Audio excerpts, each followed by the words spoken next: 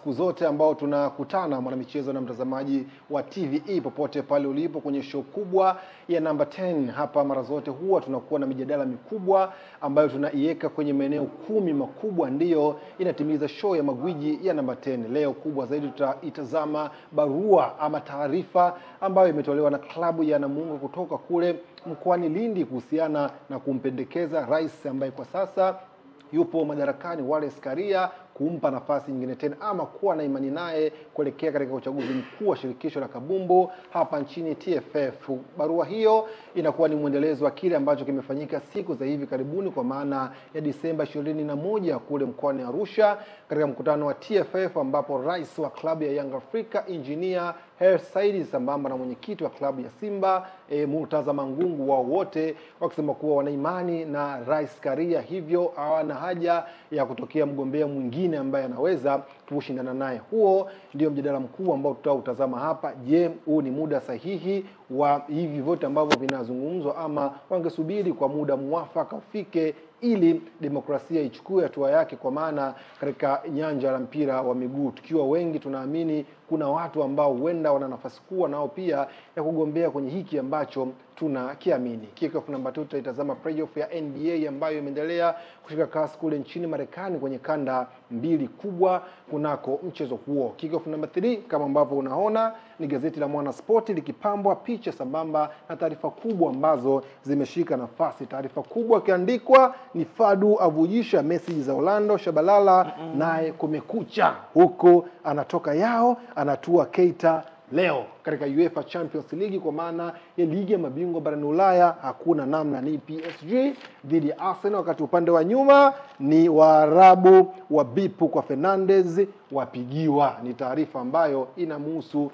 Bruno Fernandes kutoka Manchester United. Ni Waarabu wapi na nani ambaye amepiga hodi na wakajibiwa, bila kusahau review tutaitazama hapa kwa taarifa kubwa ya Internazionale Milan kufuzu ligi ya mabingwa barani Ulaya. Habari kubwa, je, katika kipindi cha miaka 15 iliyopita tutaishuhudia sasa klabu ya Italia ikichukua kombe hilo tangu alipofanya hivyo Jose Mourinho mwaka 2010? Ni swali ambalo wachambuzi hapa watajibu. Preview ipo, login ipo sambamba na profile ambayo mimi naukaribisha ni Idi Nonga, na panel yangu ya uchambuzi nipo na kachero wa kimataifa hapa Abizai Steven sambamba na teacher Tigana Lukinja Mpwa.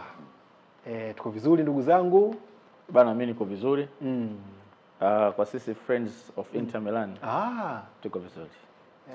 Friends of Inter Milan. Kwa hiyo inamaanisha wewe nani? Kwa sababu huyu ni Real Madrid, automatically huwezi kuipenda Barcelona. Ungekuwa mtu ajabu kaka. Barcelona mkacheze mnapochezaga. Na mpo wangu huyu ni Bayern Munich, unajua naye amechanjwa huyu na Inter. Na Inter Milan. Wewe mpo unasemaje? Pia ukiacha Bayern ambao ndio timu yangu ya dhati kabisa, pale Italy AC Milani na Internazionale Milani, mimi ni AC Milani. Alionipeleka alionipeleka AC Milani anakuwa kaka Giorgio Pongwea akiwa anacheza pale. Niliwahi kupa scenario fulani ya AC Milani ile ya moto. AC Milani ya moto, wachezaji wengi walikuwa manahodha wa mataifa wanaotoka. Unamwangalia labda goalkeeper Dida ambaye kutoka Brazil na mtu kama Cafu nahodha kule Selecao kwenye timu ngumu.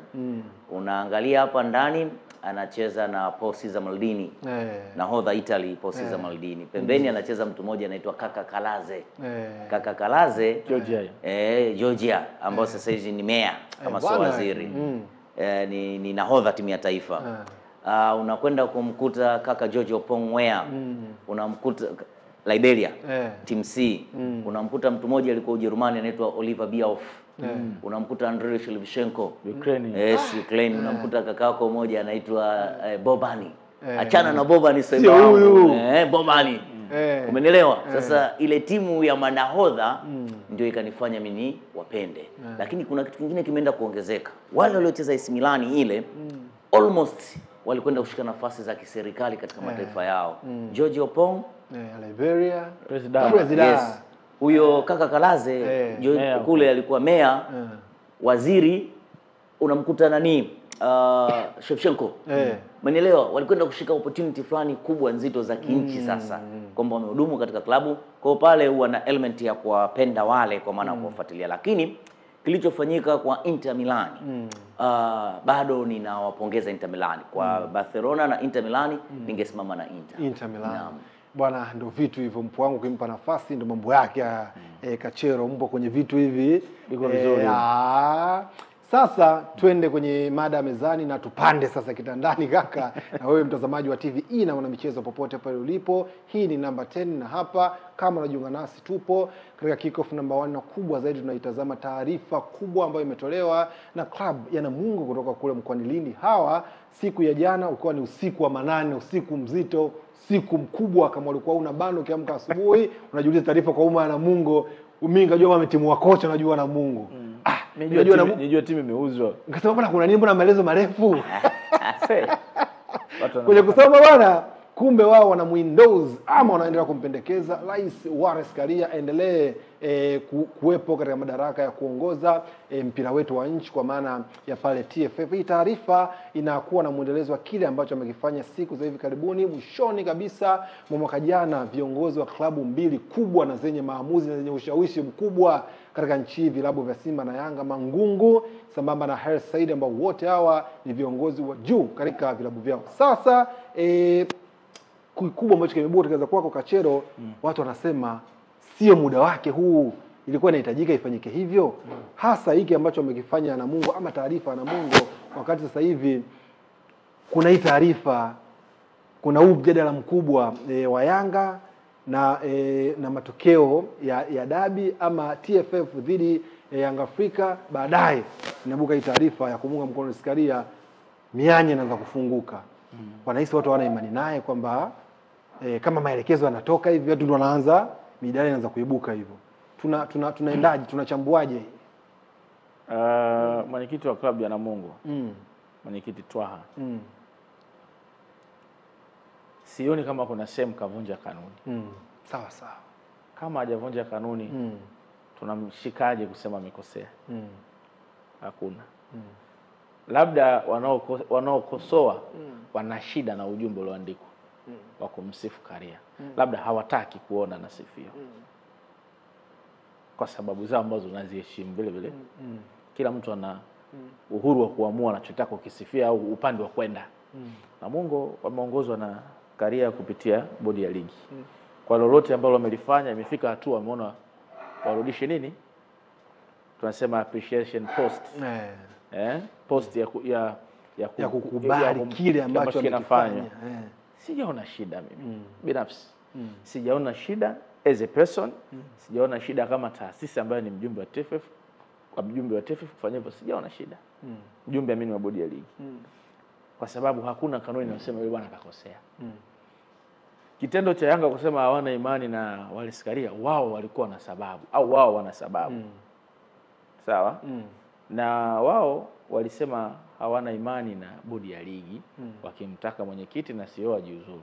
Sijaona kama kuna sehemu wamemtaja Karia, japo barua yao kuna sehemu imeandika mamlaka za mpira. Sasa kwenye mamlaka za mpira anaweza akaingia Karia hapo hapo. Si umeelewa? Wao wana sababu ipi tunaijua. Wanaamini dabi kuahirishwa, bodi ya kufuata taratibu kwa sababu Simba alikuwa na sababu ya msingi. Kwa hiyo hii inawafanya wakose imani. Unawaelewa kwa sababu wana kisa. Unawaelewa kwa sababu wana kisa. Kama wewe ambavyo una imani na mtu fulani au mtu yote au kitu chochote, ni asili ya kawaida. Mimi sioni shida kwenye hilo. Timing na muktadha ambao uliopo. Hii kama ambavyo walifanya Hersi Said pamoja na Mangungu tarehe 21 mwezi Disemba mwaka uliopita, kulikuwa kuna loophole ya kuzungumzia chochote hiki ambacho kimezungumzwa. Wameanza vizuri sana ya Yanga ambacho wamekifanya, kutokea kwa vilabu kufanya hiki ambacho wanakifanya, na leo kuna taarifa ambazo zinazungumzwa huenda Mashujaa ikawa ni klabu nyingine ambayo ikaandika hiki ambacho Namungo ameanza nacho. Timing na muktadha ni kama tu nyinyi mmesema hatuna imani naye, sisi tuna imani naye. Wana sababu ya kuwa na imani na bodi au Rais Karia. amewatendea haki kipindi hiki. Sasa nikurudishe kwenye scenario ya mkutano mkuu. Mkutano mkuu ulikuwa na sehemu ya kampeni. Ndio. Au hakuwa na sehemu ya endorsement, haikuwepo. Ndio. Wazungumzaji waliomba nafasi. Alianza mwenyekiti wa klabu ya Simba. Pande wanachama, mzee wetu Murtaza Mangungu. Alivyoinuka akasema, kwa utumishi uliotukuka wa Rais Karia, alihesabu pale mafanikio. Mimi nadhani huyu apite, kusiwe na mwingine wa kugombea. Umeelewa?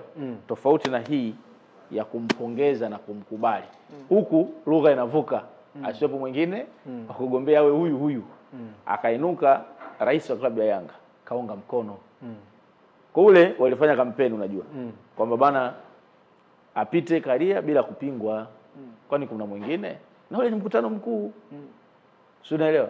Kama hoja ni timing, ile ilikuwa timing nzuri. Ule mkutano ulikuwa na agenda hiyo. Lakini wazungumzaji walitumia hilo jukwaa akaongea. Sasa leo sitosahau, maisha yanaendelea. Lakini leo inakuja hili swala linafikirishwa kwa hoja ya kwamba Yanga wamesema hawana imani, hawa wana imani. Yani kama watu wanavuta yani nyie Namungo mlikuwa wapi kusema siku zote? Na wote ndio timing kwa nyiwe leo. Sasa Namungo anakuambia sisi hatuna muda yani hatuna deadline ya kumsifu mtu tunayemtaka. Sisi tumeona tumsifu leo. Yawezekana wameamua kusifu baada ya kuona Yanga hawana imani. Wao wameamua waseme. Wao wameamua waseme. Kama unasema Mashujaa watakuja, timing yao itakuwaje? Sasa inabidi tu question.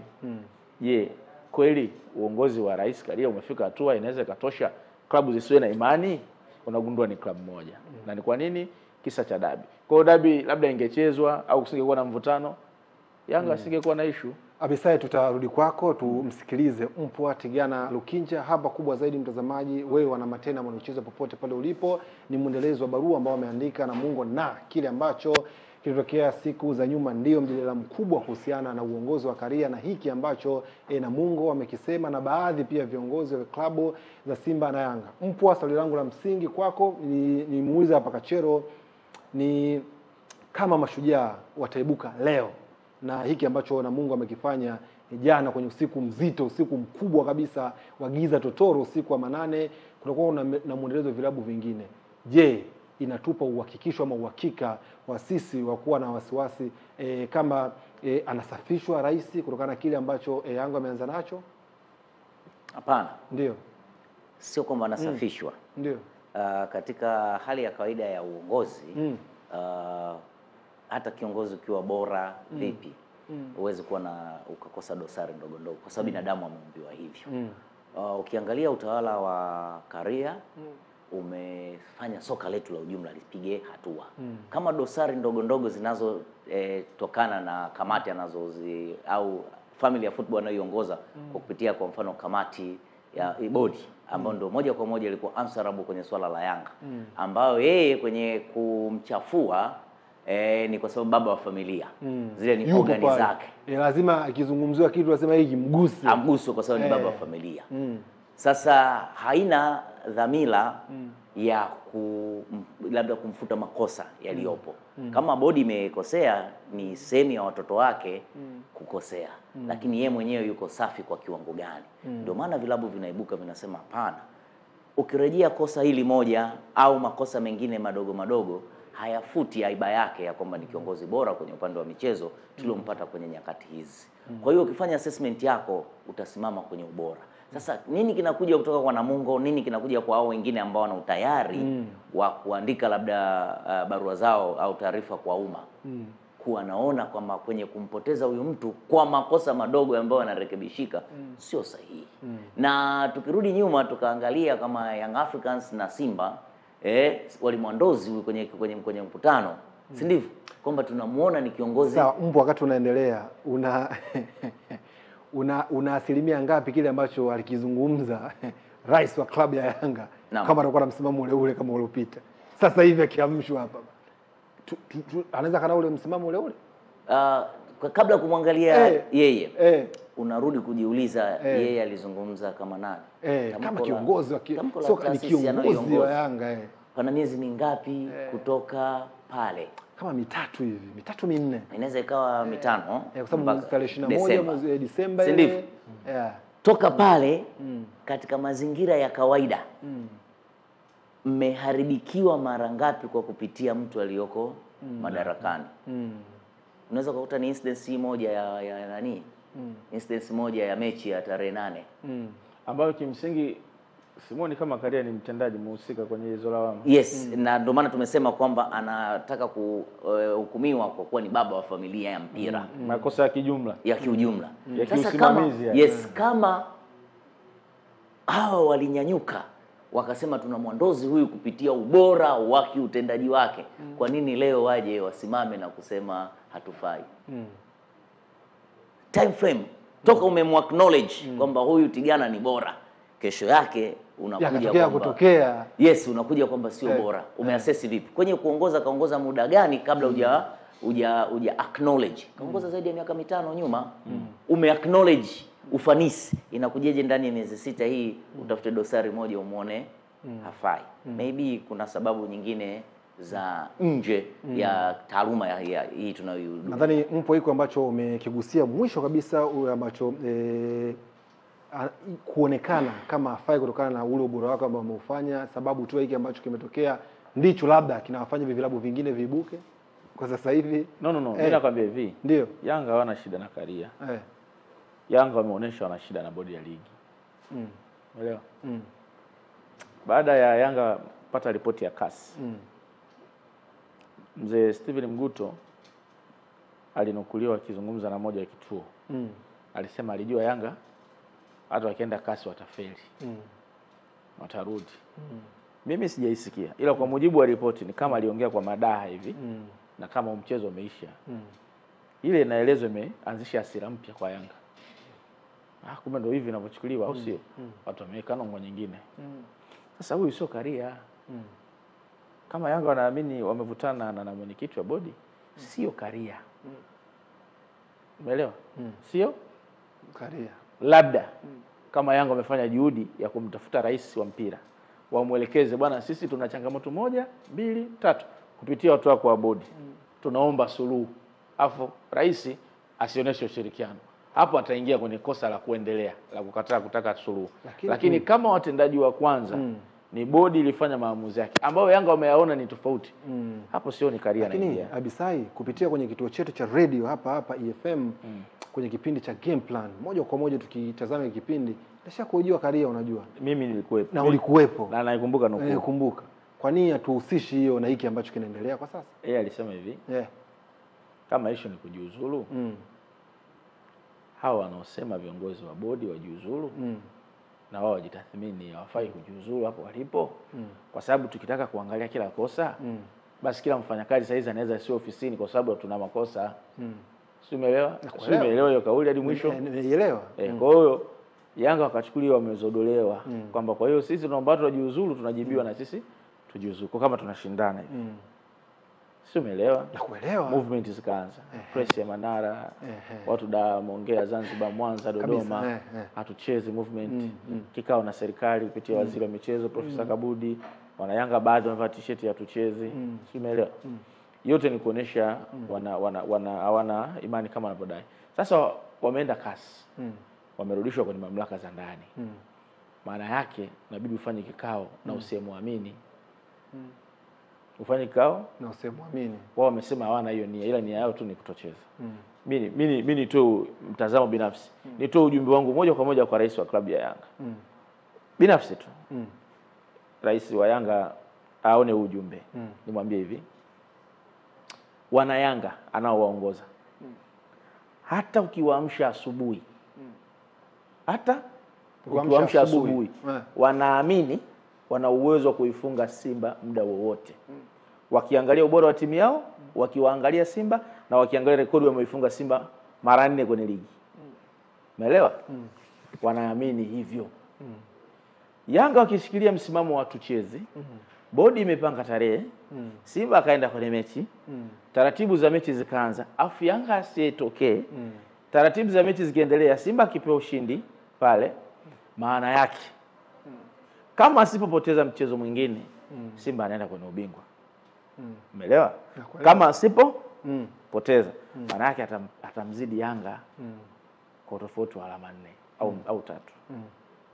Sasa hivi tunazungumza 70 kwa 63. Mechi yao ni 15 huko Juni. Mwezi wa 6. Mwezi zaidi. Sasa hizi Yanga na 26. Simba anamaliza na KMC, anacheza na anapamba afu na KMC, watafanana 26. Mpaka kufika huko hatujajua matokeo yatakuwaje. Ila ikitokea wanashinda Simba na Yanga wanashinda mpaka kukutana kwenye ile mechi. Sawa. Alafu Yanga wakaokosa ubingwa eti kwa kukosa zile alama 3 ambazo hawakutokea kwenye dabi, wana Yanga watamgeuka Hersi. Kwa sababu wataona wamepoteza alama 3 ambazo walikuwa wanaziweza kuzicheza. Hawatokumbuka tena kama walisema wacheze. Na imani hiyo. Kwa hiyo nataka atafakari uamuzi wake wa kutokucheza. Una madhara mengi makubwa kuliko hiki ambacho wanakifanya. Kwa maneno mafupi. Wana Yanga wanaamini wana uwezo wa kuifunga Simba hata ukiwaamsha sasa hivi. Hawatokubali kukosa ubingwa kwa kutofika uwanjani Simba pewa alama afu Simba awe bingwa. Kwa mechi ambao wanaona walikuwa na imudu, watamgeuka ya Hersi. Sawa. Watamgeuka. Sawa. Alikuwepo kiongozi mmoja Clement Sanga hapo, alikuwa na kaimu nadhani kuna time. Yanga ilikuwa kwenye wakati mgumu. Kuna maamuzi alikuwa anafanya kwa ajili ya kubadilisha timu, kuweka misimamo. Yule bwana alimtishia maisha. Alisemaga jamani. Alijiuzuru nadhani akiwa nyumbani. Anaomba tutakufuata. Ila yeye alikuwa na nia nzuri tu na mwanzoni alionekana shujaa kama hivi. Yanga amefika finali, CAF Confederation. Yanga anasajili wachezaji wakubwa. Wanafanya deals kubwa kama ya Mayele, wana Yanga wako proud, mfumo wa klabu umebadilika, mandhari ya majengo, Yanga wana vijana wanachakata kazi. Yanga inazungumzika kwa mazuri mengi sana chini ya Hersi. Yaani huwezi kuficha, yani iko hivyo. Yaani kama pembe la ng'ombe tu. Uwanjani quality ni top. Ila wakikosa ubingwa watamgeuka Hersi. Wana Yanga na wajua. Kwa hiyo Hersi afikirie mara mbili hii kauli ya tucheze. Afikirie mara mbili. Ina madhara mengi. What if kanuni inasema asipokuja mtu alama 3 kwenye ile mechi na goli 3 kwa mpinzani, alafu wakati 18 hizo. 18. Azam anaweza sifike ukawa pili ukaenda michuano ile inayofuata. Lakini ubingwa umeukosa. Ubingwa umeukosa. Ubingwa umeukosa. Kwa uwekezaji wote huu unakuwa bure. Sawa, mimi tumalizie kuelekea mwisho kwenye swali langu la msingi kabisa ndugu zangu na kile ambacho kimetuweka hapa. Kitu ambacho wamekifanya na Mungu, kiacha Hersi pamoja na Mangungu, kikanuni, kiutaratibu na vilabu vingine ambavyo vinafuata, iko sawa sawa? Ile tutaona labda Mashujaa amepongeza, kushukuru na muona KMC kaandika, Simba baba wao kaandika. Yaani iko sawa sana timing ambayo ipo kwa sasa. Wanasema kwa sasa hivi ninavyoongea na wewe na teacher, mnisaidie kama kuna kanuni. Na mimi udhibiti wa viongozi. Udhibiti wa club. Ndio haya maandiko yanapoingia. Okay. Sawa? Hakuna hiyo sheria ambayo inamzuia asisifiwe rais kwa timing kama hii. Kwa sababu kanuni hazikujua kuna time itafika timu itasema haina imani na rais. Kwani uchaguzi ni lini wa TFF? Mwakani. Ni mwakani. Karia ameingia miaka miwili iliyopita. Kwa hiyo watatu. Wanne unaokuja. Ambao ni mwakani. Muda wa kampeni bado. Wanachokifanya sio kampeni. Appreciation post. Walichokifanya Mangungu na Hersi ndio ilikuwa kampeni. Hawa hawajagusa uchaguzi. Wale wamesema mwingine asiwepo, huyu anatosha kwenda mbele. Ndo abisai zinafuatana. Yani kuna vilabu yani kama sio leo kesho, na Mashujaa ni moja kati ya klabu ambayo ina kama siku hizi mbili tatu kutoa swasi kwa mimi na kutoa swasi. Si Mungu ameanza. Tuchukue mfano Mashujaa watakuja. Tuchukue mfano. Afu atafuata labda KMC. Alafu atapata Prisons. Teacher watafuata Ken Gold wameandika, watafuata Ken Gold. Ni kinyume na kanuni? Jibu ni hapana. Timing yao wameona wawe mabalozi wakaria, kwa sababu wanamuona anachafuka kwa vitu ambavyo wao wamuone anastahili kuchafuka. Ni sifa wanampa kiongozi. Sioni kani shida kuwa na kambi kwenye uchaguzi muda ukifika, sio shaka. Hichi kilichokuja kina element za uchaguzi kwa sababu na acknowledge mtu, lakini kuweka bayana msimamo wa klabu sio dhambi. Kwa wako sahihi na Mungu, na hata kama wengine watakuja atasimama kwamba wewe wapigie simu timu yako ambie msifieni rais, ili mradi wasi mdhihaki mtu waje. Na kuna hoja nyingine mpya imeibuka. Kinachozungumzwa kwenye kumwandozi Wallace Karia president tunamuona anafaa kwenye nafasi. Ndio maana mimi kwenye radio nimemwambia host mwenzio kwamba sijui kama nitakufurahisha au nitakusikitisha, lakini ningekuwa na mamlaka ya kupiga kura, labda ni mjumbe wa mkutano mkuu au ni katibu katika mkoa wangu na nini, mimi na kuna mikoa ambayo ni mwenyeji. Umenielewa? Nina utajiri wa mikoa miwili ambao naweza kuifanyia kazi moja kwa moja. Umenielewa? Kwa sababu ya makuzi ya eneo hilo. Ningekuwa naweza kupiga kura, yani nina sifa kupiga kura, ningempigia kura yangu. Kwa sababu nikifanya assessment ya mazuri yake alipotoka mpaka tulipo na vision ile ninavyoona tunavyokwenda kwenye manifesto yake aliwahi kunionyesha. Siku moja nilienda kufanya interview ofisini kwake, akanionyesha kabla wakati nagombea first time, manifesto yangu ilikuwa ni hii, kipaumbele cha kwanza cha pili. Ile inaitwa career first 11. Yes, first 11 ile. Anapiga tiki vitu ambavyo amekwisha kuvitimiza. Unaviona na ndio sehemu za kuombea kura. Sasa idea mpya iliyoibuka hapa, tunazungumza yeye kumwandozi. Wajumbe wa mkutano mkuu ndio watakaoenda kufinalize kwa maana ya kura zao. Lakini kama wanatoka kwenye mikoa ambayo ina timu za premier na nini, naweza kana wakawa wametoka kwenye na msimamo kwa pamoja as a group. Ni kama na Mungu amefanya vile, yani kwamba mwenyekiti wa chama cha mkoa Walida Mtwara si ndo tayari yeye shughuli imeisha hiyo. Huko kote bado hakuna shaka. Shaka linakuja kwenye idea mpya ya kusimama yeye kama yeye. Tena viongozi wa Simba na Yanga walisema yani hao ni mtu mwingine. Demokrasia ndio wanaizungumzia hapa. Tunaamini hatuna mtu mwingine wa kuweza kucompete na president. Yaani kwamba hii nchi hakuna mtu ambaye anaweza akatamani walau kuitafuta nafasi kati chaguzi nyingi tumeona ikiwa hivyo. Kiukweli tunaisemaje? Kiukweli hiyo ni ngumu katika Tanzania zaidi ya milioni 60. Yeye anakosa ni mtu ukakosa qualification ya kwanza ya elimu ya degree ambao former players wengi au malijendali ina wakaba. Chenga hapo miaka ile walitia mkazo upande moja. Hii ana qualify yeye, lakini naamini watu wengi wana qualify. Lakini kwenye kumwandozi ni kitu kingine, kwenye kutengeneza camp ni kitu kingine, na kwenye idadi ya wagombea hicho ni kitu kingine. Kapu litaenda kuamua, lakini wengi tuna backup yeye kwa assessment tulioifanya. Hata mimi nasema kama ningekuwa nina dhamana ya kupiga kura, naona kuna mazuri mengi ameyafanya, ningempigia kura yangu, lakini si qualify. Umeniona? Yes, lakini na simpigii kura kama rafiki au mtu ninayemfahamu au mzee wangu, hapana. Nafanya assessment. Hata huyu anayeingia anataka kuipeleka football wapi? Aipeleke tuone tunashiriki Champions AFCON mara kwa mara kwenye upande wa national team, tuna winda World Cup, programu za vijana zinasonga. Sasa hivi ndio vitu ambavyo wengi wanataraji yani ndio sera atakao kuja nayo. Lakini kama kuna mtu ameshatimiza kwa kuona kwa macho, hahitaji darubini, unaona kabisa kwamba kwa nini tusiende naye huyu kwa sasa. Inawezekana na kaja mtu mwingine ana mawazo tofauti na malengo tofauti. Wewe unamsema mpaka tumalizia visa. Tuende naye. Yani kubwa. Inawezekana kuna kiongozi mzuri sehemu. Yani yupo. Lakini kwa rais ambaye tayari yuko madarakani, alishakaa madarakani, amerudi kwenye ungo nyingine na anazidi kufanikiwa, ana mifano halisi zaidi ya kushawishi kuliko wewe. Wewe utasema nitafanya. Yeye mwenzake anakuambia nimefanya. Na sasa ninafanya. Na hapa ninavyoongea na nyinyi, kuna mradi huko Kigamboni wa kukuza vipaji kutoka FIFA. Tumeandika sisi, umekuja. Wewe kwa mpinzani unasikiliza.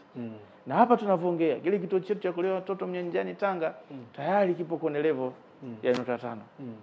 Imebaki hostel tu.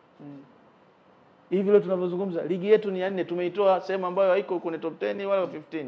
Iko leo ya 4 kwa kusaidizana na klabu zetu za Simba na Yanga, ni kwa sababu tunawasimamia. Wewe unasemaje? Mimi nitapeleka hiyo ligi namba 1 barani Afrika. Kile kituo mimi nitakiongezea vitu kile. Sasa watu kiwe kizuri zaidi kile. Hayo maelezo mazuri, lakini huyu anapita umo. Huyu anakuwa tayari ana imani ya watu washamkopesha. Sisi AFCON sasa tunaenda kucheza robo finali tukienda sasa hivi. Huyu ambaye yuko madarakani amepewa imani. Wewe unaongea unataka ukopeshwe imani. Huyu sasa utashamuona alisimamia pale, atakuja atakwambia tumeandika historia ya kusaini mkataba wa uwekezaji wa fedha nyingi kwenye haki za matangazo ya TV na radio. Kwa mara kwanza haijawahi kutokea. Mimi naenda kuuboresha ule, unakuwa mkubwa zaidi ule. Sasa issue sio wewe kunijibu, issue wale ambao wanawaambia wanaamini vipi. Hapo hiyo moja, pili yeye ana faida, anafanya nao kazi. Kwa hiyo wanamjua kama binafsi. Kuna yule ambaye president leo na hiki basi huyu anakuwa balozi. Akienda kwa teacher akamwambia bana president ana shida. Yaani mbali na mambo ya mpira, mimi nilimwambia shida yangu binafsi kanisaidia. Kamsaidia yule. Wewe ukija unaanza kupiga ramli, wenzako tayari wameshamshiba. Walifanya naye wanafanya naye. Kwa hiyo wewe unakuwa na wakati mgumu. Inabidi uwe na hoja nzito mno, yani mpango wako wa kuambia watu utafanya kitu, watu wakiuona unavyowasilisha uwe top. Waseme bwana huyu mtu huyu mtu kweli ana jambo. Lakini yule mtu ambaye tayari ameshafanya na anaendelea ni ngumu sana kumpita. Ni ngumu sana.